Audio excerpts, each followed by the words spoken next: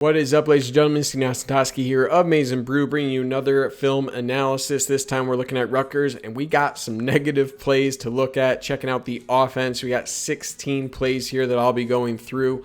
Real quick, want to give a shout out to all the members of the channel. Head on over to the channel.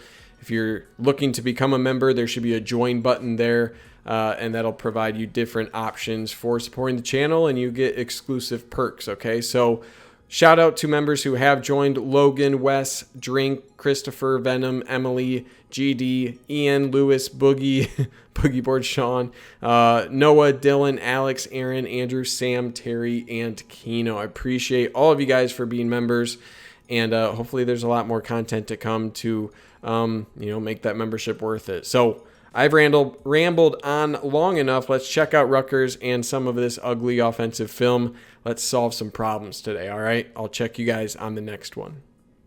Sienna Monroe.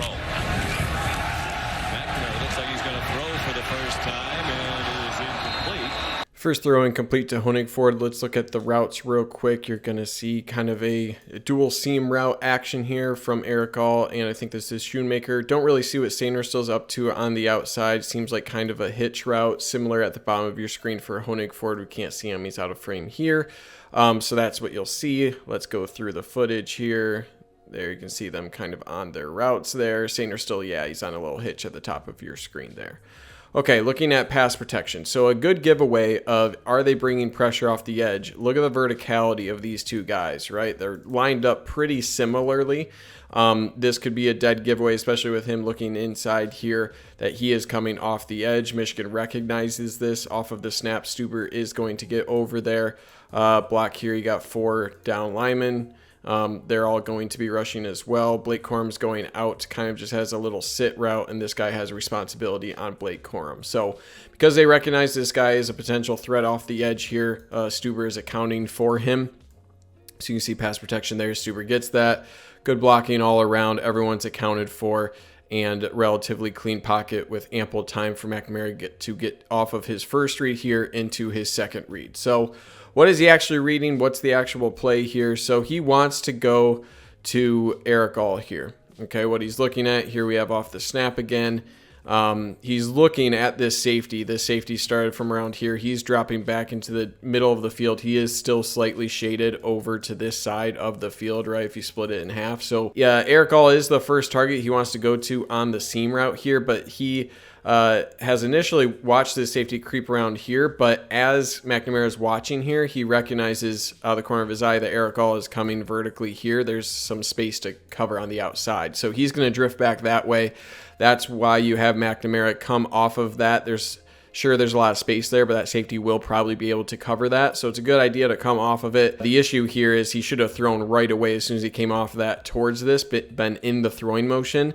His slight delay here gives enough time for the corner to break on that ball and break up the pass to Honigford. Led the Big Ten in tackles a year ago. Corum again.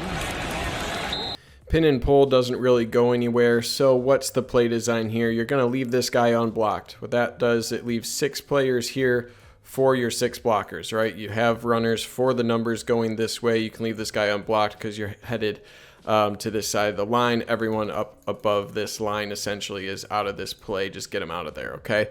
So let's look at the blocks here. I'll move forward just so you can kind of get a sense of what this play looks like. Again, there's that outside linebacker coming off the edge at the top of the logo there. You can see he's not a part of this play. So 3 blocks here that are just kind of seal. You do have front of the play Stuber. This is an important block that he does well on right here.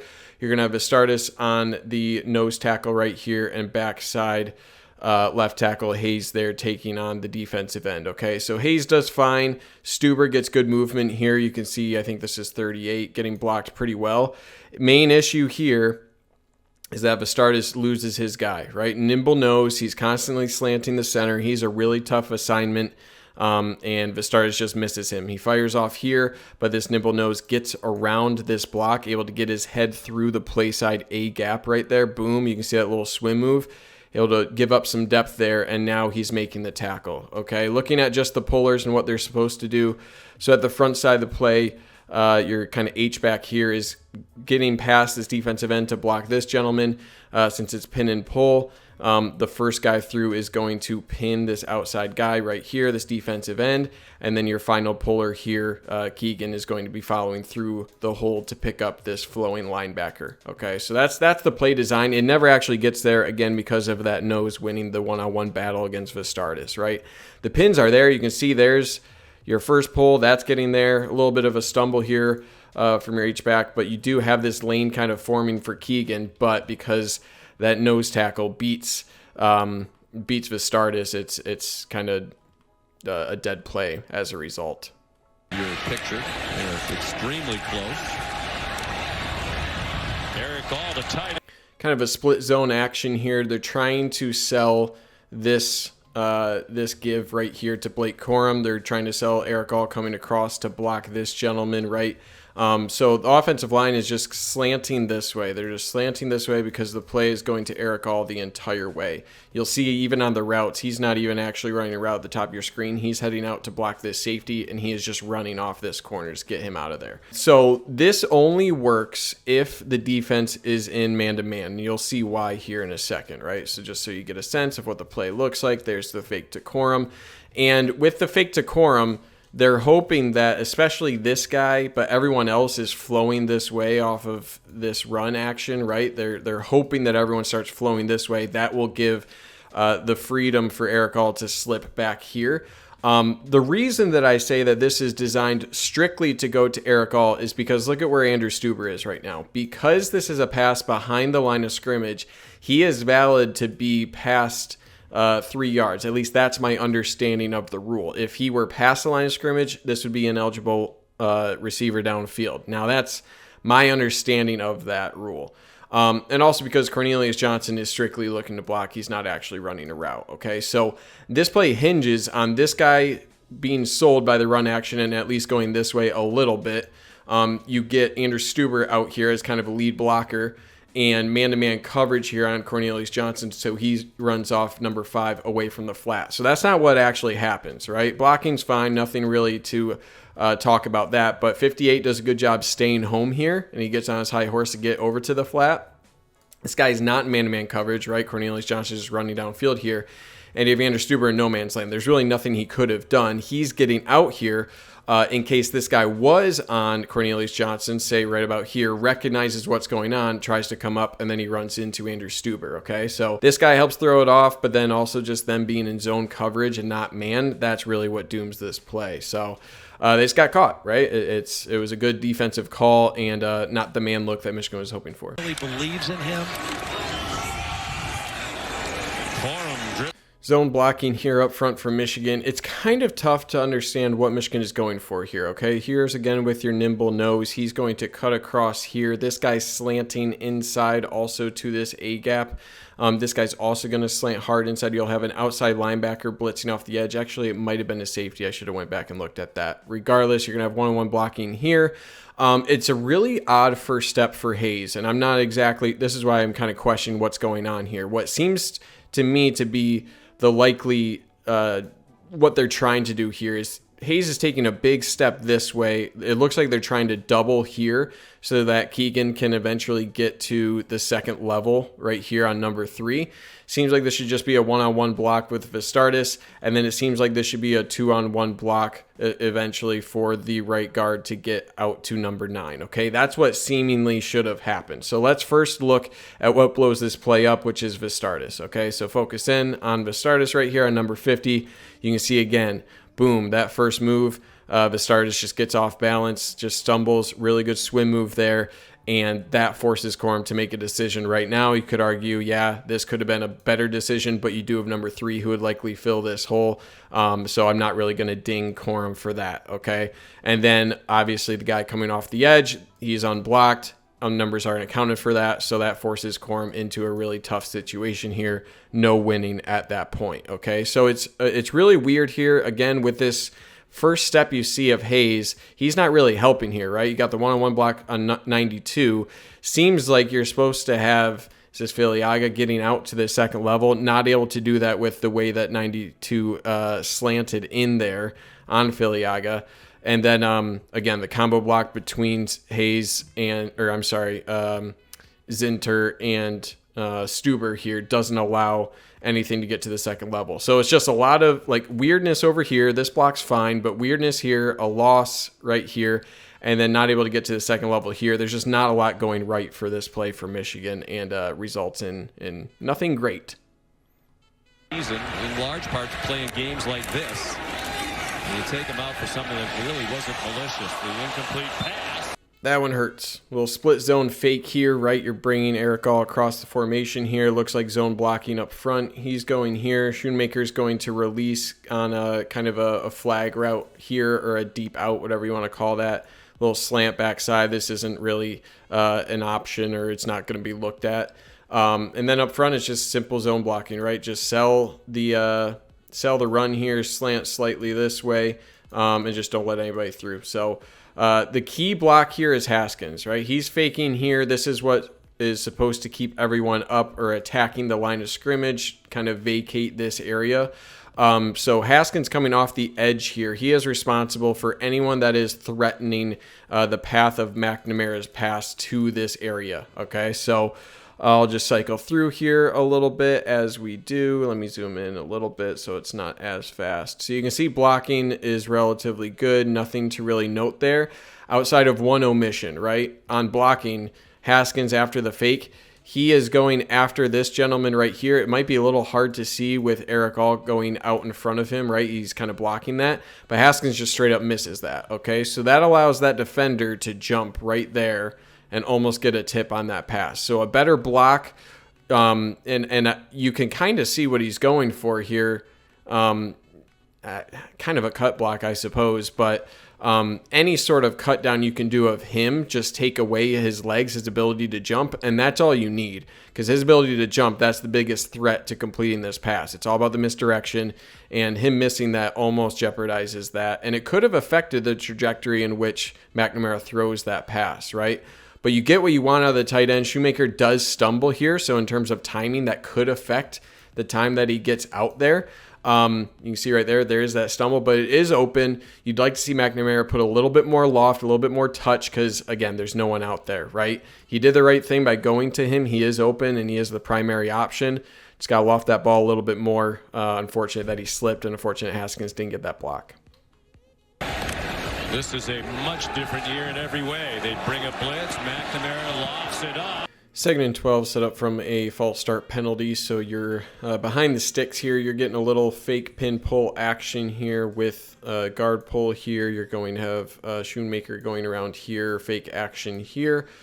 Two routes out here, a little hitch at the top of your screen, and then a fade to Henning. This is where the ball will actually go. On defense, they're going to be sending number 0 off the edge. You got 7 in the box here for Rutgers. One-on-one coverage, one high safety, okay? So with the pressure off the edge, with the fake, lots of room on this side of the hashes, right? The safety will not be a factor on a quick fade towards the sideline.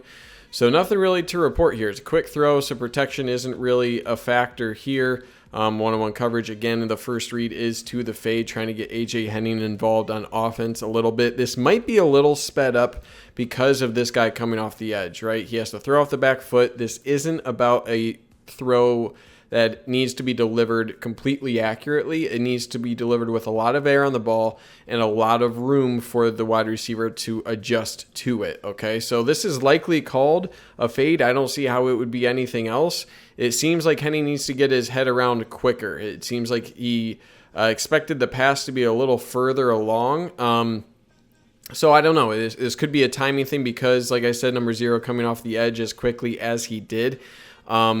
Henning might have just had an issue. It is a really high pass, so he could have had an issue just tracking that and understanding where the ball was going. So there is a lot of green grass out there, so it's not too far-fetched for Henning to be 5 yards off of where this landed. It could be any combination of pass not being exactly where it has to be, Henning not being able to find it in the air, and Henning not being where he should. So hard to say exactly which one of those things it is, but it makes sense with the coverage to try to take advantage of that open space on the outside here. Just execution wasn't there.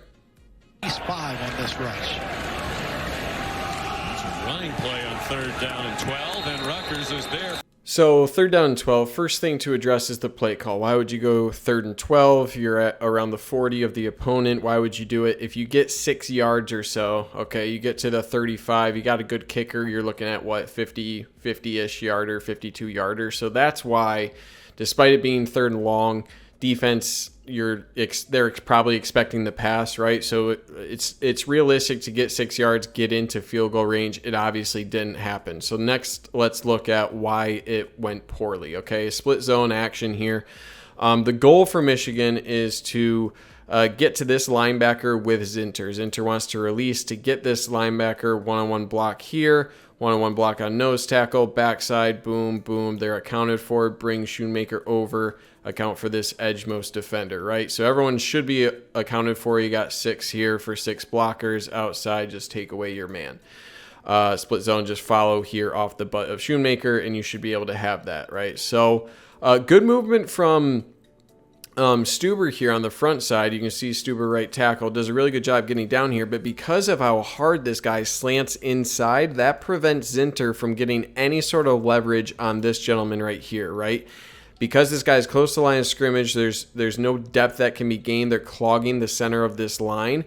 And because Stuber, his job is to push down the line of scrimmage, that constricts the movement of both Zinter in maintaining this block as well as Vistardis on the nose tackle, right? He can't really get inside leverage on this side as he's getting pushed this way just from both the slants here and where the blocks are going for Stuber, right? So it's kind of working against Michigan in that regard.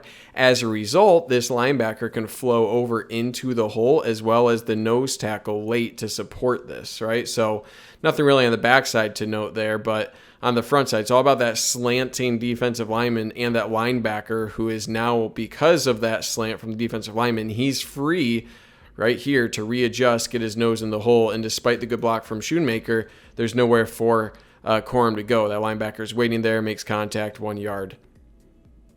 But have not done a great amount of damage. It's not as if they've gotten away from the run. They've only thrown it 13 times in the game, and the Rutgers deep. This one's pretty messy. 3rd and 1, it looks like counter. I'm actually going to switch to the other view of this. The end zone view I think is a little bit better, so let's shift here.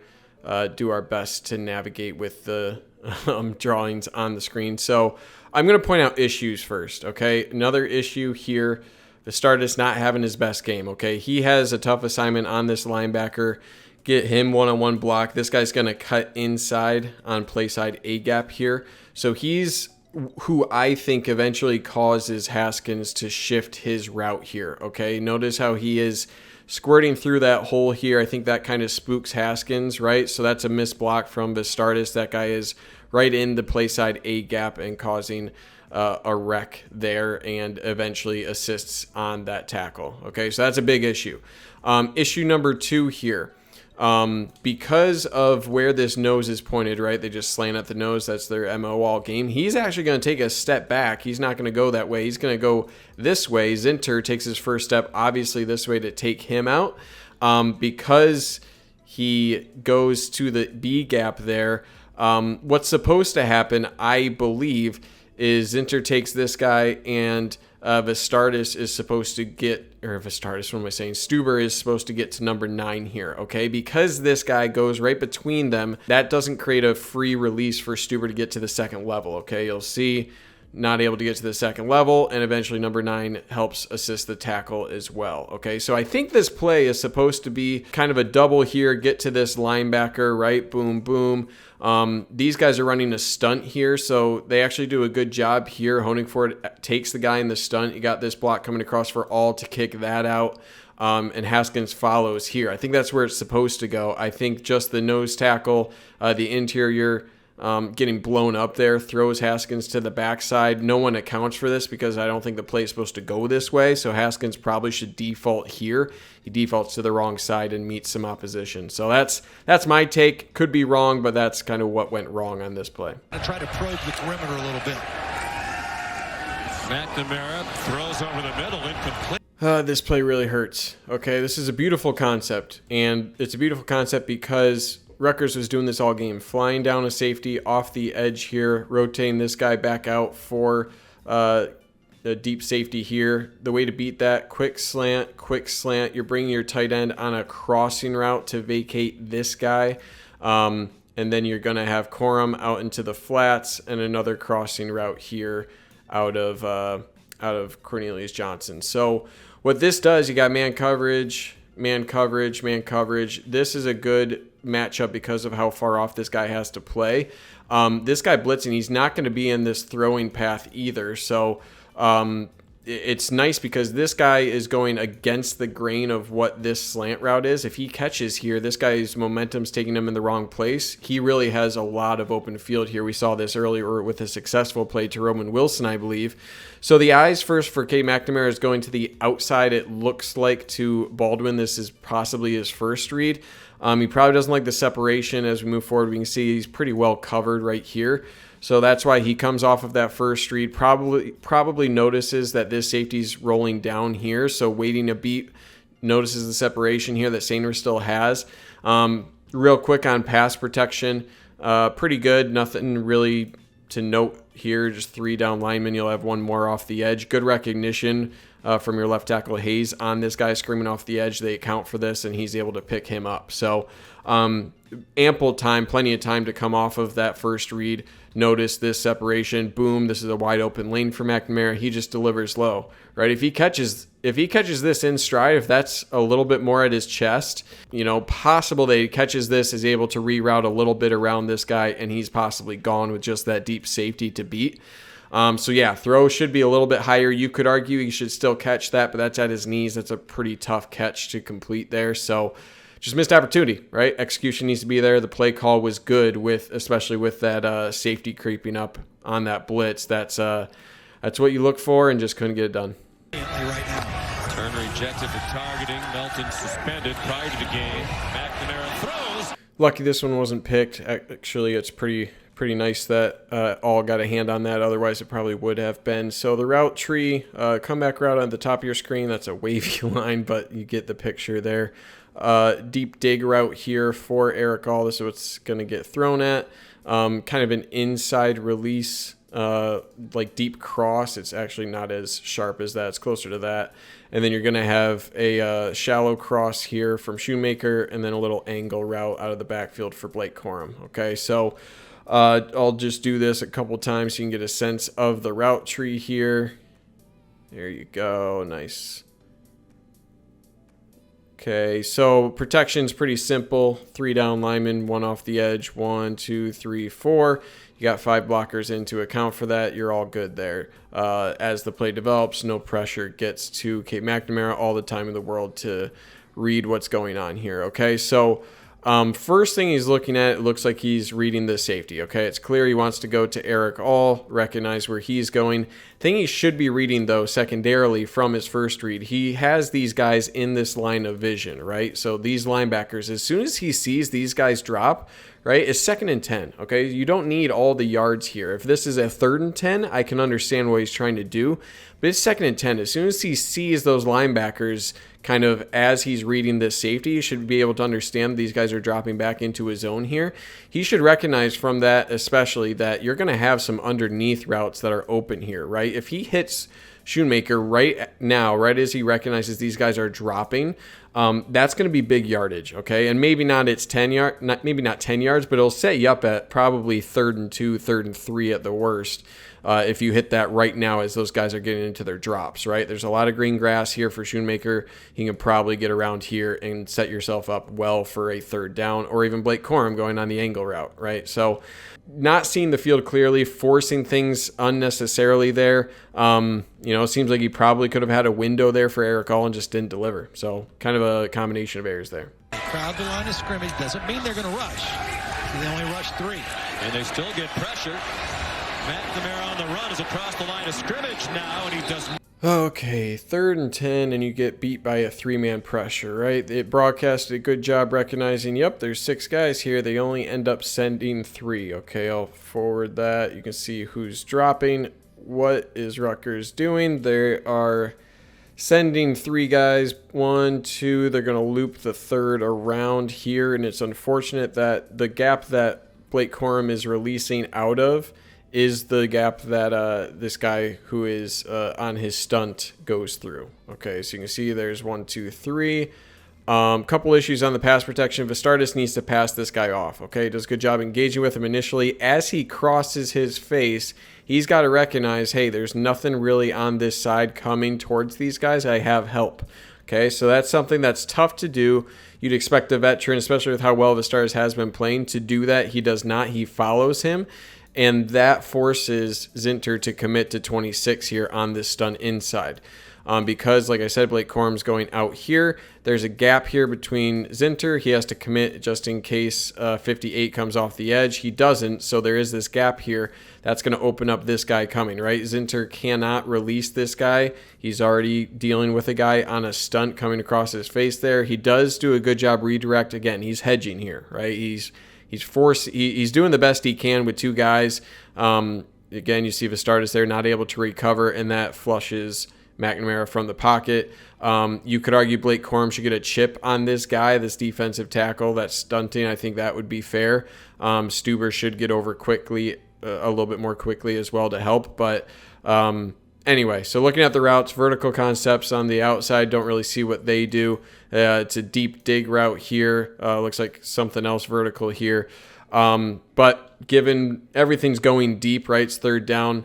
McNamara's flush from the pocket. At this point, he's looking for a safety valve. I think right now he should probably be looking to deliver to Blake Corum. You see, he's trying to judge where this guy is going, right? If he commits up, it makes this a little bit easier. He's playing this pretty well in the middle there.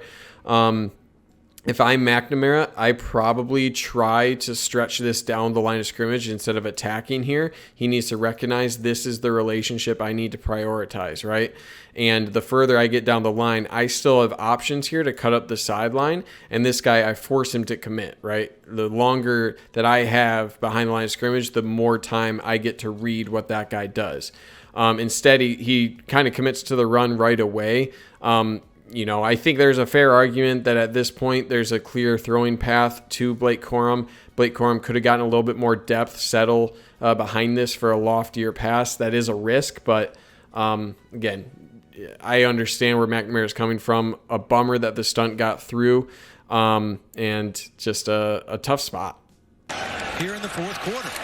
With 3 straight 3-and-outs, Hassan Haskins cannot get revved up on.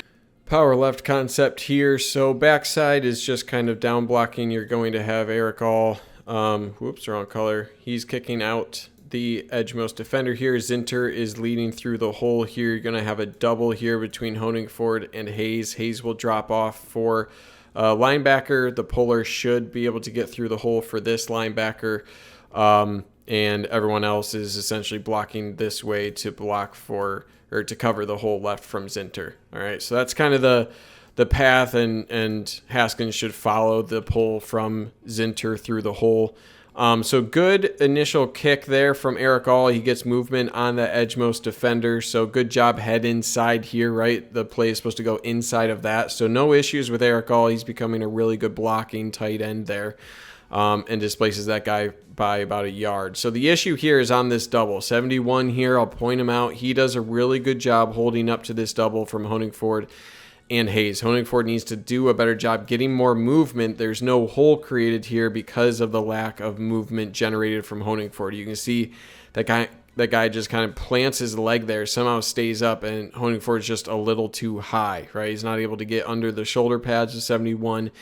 And you can see right there, boom, there's your log jam, right? Where is Zinter on his pole supposed to go? He's supposed to go between Eric All and this double here. You'd expect a little bit more movement on this double because there is none. There's no path for Zinter and thus no path for Haskins. Okay, so as a result of that, Haskins has to make a decision. Do I cut back here? You can see now that Hayes is getting to the second level. So this was there, right? If Zinter's able to get through, he can get this linebacker. Haskins can't really cut back here because you have the backside flowing through this A gap. He could potentially bounce, I think maybe bounce a little bit wider. You do have this safety screaming up off the edge, and this guy will have outside leverage on the D gap here because Eric All is giving that to him, right? Eric All wants him, if not to go outside, at least let him upfield, and that should free up the space inside of him, right? He doesn't know what's going on on that front. So this is really just, you need to do a better job if you're Honigford and Hayes on the double team. I think this is more just a good play from 71, not giving up any ground, but I definitely think Honigford should do a better job. Zinter can't really go anywhere. Again, this is just a case of a plugged up run. Maybe some more creativity from the running back, but it's tough when it's not there. He did try to bounce there, right? It just happens that the blocking leaves that defensive end in a good position with his outside arm free by design of this block from all. Not his fault at all. No rhyme intended, but that's just kind of the play design. And when it's plugged up, Haskins has to go elsewhere, and unfortunately there's multiple guys there waiting for him. Loaded box look for Rutgers. Will Michigan throw against it? Yes, McNamara will. Out wide and short. Out route just a little bit short here. Good recognition from Michigan on the pass rush. Okay, they're going to bring 1, 2 off the edge, 1, 2, 3, 4 down linemen. Michigan will have it all accounted for. 1, 2, 3, 4, 1-on-1 here on the left side. Good recognition here. On the left side for Haskins, he's going to come up, provide a good block here. And Michigan has the numbers to block the 6 pass rushers in 1-on-1. Good job here from Stuber recognizing, yep, I'm going to take this outside guy and Blake Corum fill this gap, right? So good job all around. You watch the offensive line. They're blocking really well here. Really clean pocket for McNamara and plenty of time to deliver on this relatively quick out route, okay? So looking at the routes that are run here, you're going to have just kind of a clear out route at the top of your screen. I think that's probably Johnson. This out route, it's kind of a rounded out route. We'll talk about that in a little bit. And then a levels concept with multiple dig routes or in routes here from Baldwin, and I think that's Schoonmaker. So let's get to the throw itself, right? It looks like he's reading the safety. McNamara's reading the safety, seeing that he's going deep, and this gives him all he needs to see, right? One-on-one coverage here, that's going to clear out. Seeing this guy drop back, you have one-on-one coverage with a lot of space on this out route, provided that this guy is vacating the flats by having the one-on-one coverage there. So that gives all that McNamara needs to see to deliver on this pass. So it looks like he's about ready to throw it, right? I think what he's expecting is that A.J. Henning here is going to start looking for the ball right now. When he sees that he's still gaining depth here on this out route, right? He makes kind of this initial cut right there. So he makes that kind of like 45-degree cut, like boom, boom, and then he makes one more additional cut, and instead of being at like 8 yards, he continues this on to 11 yards. So it seems like this is an issue of not knowing the exact depth at which he should be, because if he's cutting where I think McNamara is expecting him to, where it's like right here, he starts to make this cut, right? If he's like boom and then makes it right here, this pass is at about 8 yards on that out route, but he doesn't. He keeps getting depth. You can see at the point, he's now like 11, 12 yards deep. So I don't know what it was called, right? Is it an 8-yard out route? Is he supposed to keep gaining depth there? It's possible it's either one of those, and I'm not in the room to tell you that. But it seems like it's just a rounded out kind of route. Like, I just don't understand the route really. So it makes sense at the time of this throw, right? And you can see McNamara in his mechanics. He's off time here, right? Right there. He wants to throw it off his break, but he recognizes he's still gaining depth. So he's not comfortable. His mechanics are a little bit off as a result of that. When he throws it, it seems like he's expecting A.J. Henning to not be gaining depth still on this route. As a result, it's short and an incomplete pass on a route that he had separation on. So I think it's a combination of being on the same page, having a little bit cleaner route, and having an understanding of this is where the route is going to, as my dog shakes in the background. But yeah, it's just a bummer. And the one timeout remaining really hurts. Corum. Oh, zone read here. So you got 6 in the box for Rutgers, right? 1, 2, 3, 4, 5, 6, 5 blockers for Michigan. Okay, so it's debatable who the read guy is at this point. Pre-snap, it's this guy, right? You block these 5 in the box with these. This is your read gentleman, and based off of what this read is, you either give here to Corum or you keep around here. You got 1-on-1 blocks on the outside. All right, that's the play design. So Rutgers throws this off a little bit based on what they kind of do with these two gentlemen, okay? This guy becomes the edgemost defender by taking an outside step here, getting here, and this guy's going to essentially replace here with his initial movement here. So really, Cade McNamara should be judging the area and what's the body language of this area, okay? So let's look at that first, just their movement. So there's defensive end getting out. He's now the edgemost. You got two kind of guys to read if you're Cade McNamara, right? Both these guys are kind of in that gray area.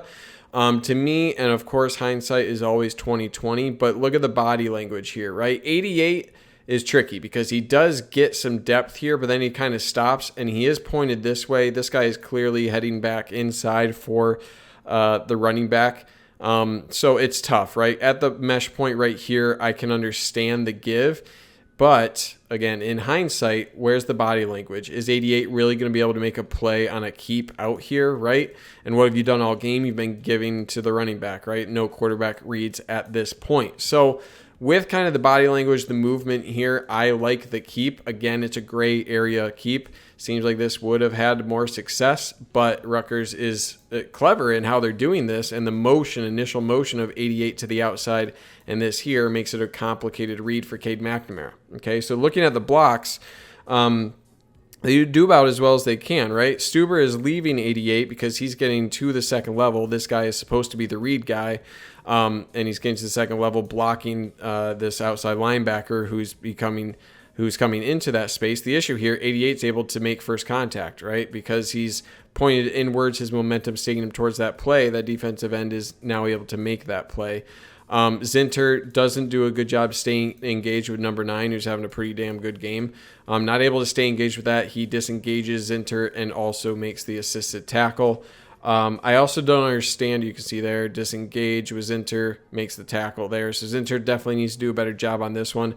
I understand what's going on backside. It seems like this should be a double between Vistardis and Keegan here before Vistardis gets to the second level for one of these linebackers, right? Vistardis never really gets released from that. He's looking late, but at that point the play is already kind of dead. So Michigan's got 3 guys committed backside to two defensive linemen. So don't really understand that, but really this is just defenders being in the gray area for the read, and Michigan with their tendency to always give on those scenarios that overloads. At the point of contact here, you got 2 blockers for 4 guys from Rutgers who can conceivably make this play. So there's no real good option for Corum except to try to tunnel behind the left side here. And it's just kind of a lost cause there. So it's a bummer, man. Only Kansas has a longer active losing streak. I would think. Another zone read here that would have been a pretty big pickup if Cade McNamara is keeping it. Okay, so this is blown up mainly by this guy screaming off the edge here, right? Boom or boom around the outside, one-on-one blocks on the outside, and you'd be cooking. Okay, so again, this is about my issue here. Yes, this guy is in the gray area. Okay, at the time of read or keep, this guy is definitely in the I'm screaming into the backfield. I would argue he's already kind of committed. Again, what's his body language? He came from here. Now where is he pointed? He's coming off the edge here. If he goes this way, he should be able to do that. Again, this is a very quick read. So, of course, it's easier to make that distinction when I'm pausing it and going at half the speed, right? But what have you been doing all game? What have you yet to do? You've been running it inside all game. You've yet to show the quarterback keep. What are the tendencies of the defense in that regard? They're probably going to sell out against the running back, right? So in a different world, Cade McNamara keeps this and you got at least a first down, right? And that's all you need with 2:36 on the clock and 1 timeout. You can ice the game pretty close with that. So that's not the only issue here, though. Michigan has a couple of really tough blocks they're asking other players. Schoonmaker is asked to get to number 9, this linebacker here. And also there's an issue on the double team here. Should be a 2-on-1 block. Keegan doesn't really affect this defensive end before trying to get to the second level. So let's watch both those things. First, let's watch Schoonmaker. Again, he's trying to get to that linebacker. He makes contact right here, right? But, what are you really supposed to do against that, right? That's not really realistic. You can't get inside leverage with just the alignment on this play. So it's kind of asking him an unfair job at that point. And then, again, here's your double between Keegan and Hayes. I think Keegan just needs to do a better job actually getting a hat on this guy before getting to his second level. He doesn't, so that guy's able to cut inside there of Hayes. And both him and that linebacker are really responsible for making this tackle, as well as that safety off the edge. So everything else doesn't really matter.